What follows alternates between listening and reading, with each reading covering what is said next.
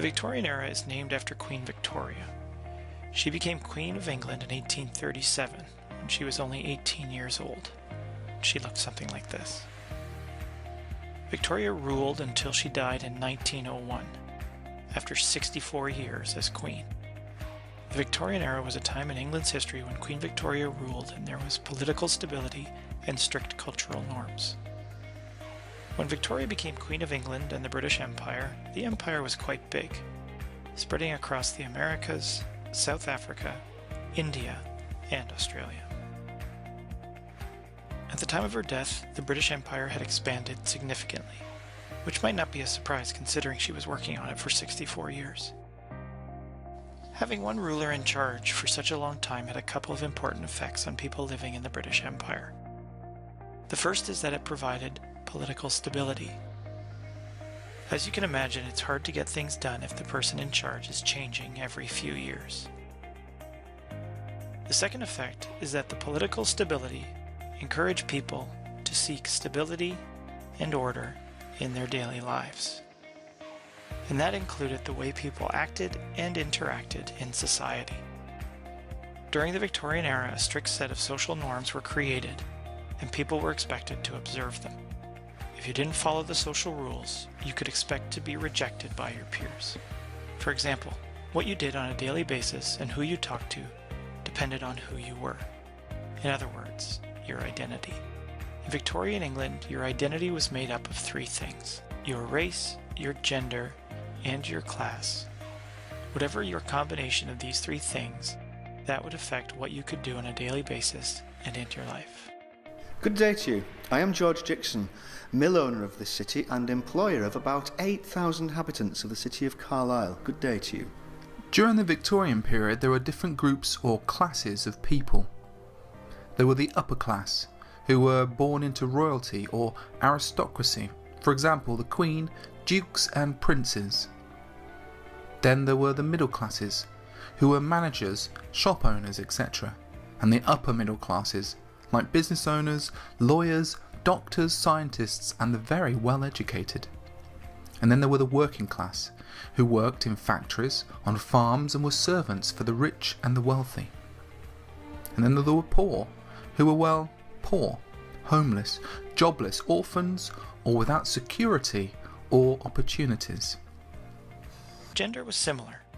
In keeping with the idea that everything had its place, people living in the Victorian era believed that men and women had their own places. For a variety of reasons, the woman's place was in the home. Because she was so much more nurturing and kinder and sweeter than men, so the theory went, the best place for a woman was to stay in the home, keep it clean, and raise children. Men, on the other hand, were meaner and tougher, so their place was the outside world, facing the harsh realities of the difficult worlds of business and politics. Another characteristic of Victorian England that is important to understand is that there were strict cultural rules about morality, about what was and what was not appropriate behavior. This included speech, manners, and clothing. For some people in the middle class, they desired to be accepted by members of the upper class.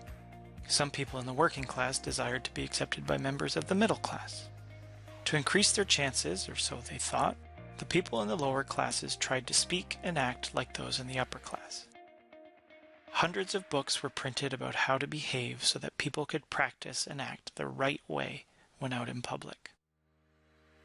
Another way the Victorians demonstrated their high morals was in the clothing that they wore. You can see from these photos that these dress styles were elaborate and also covered up much of the body. It was considered inappropriate for a woman to be out in public in a dress that revealed body parts like ankles, wrists, or the neck. Men were expected to dress conservatively also, with shirts, ties, vests, jackets, and overcoats.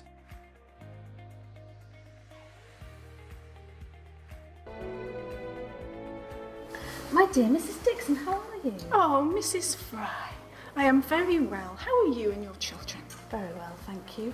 I wanted to ask you, are you going to Mrs. Robson's dinner? I am, and I am very looking forward to it. It's on Thursday, is it not? It is indeed. I am William John Edward Burrows. I go to Abbey House Schools for Boys. When I grow up, I am going to be a doctor. Hello, my name is Anna and I'm a general maid and I work in Mr. Dixon's house. I'm just going upstairs to fill the bath. I have to put the water on the stove to make it nice and hot and then take it up so many stairs I lose count when I walk up.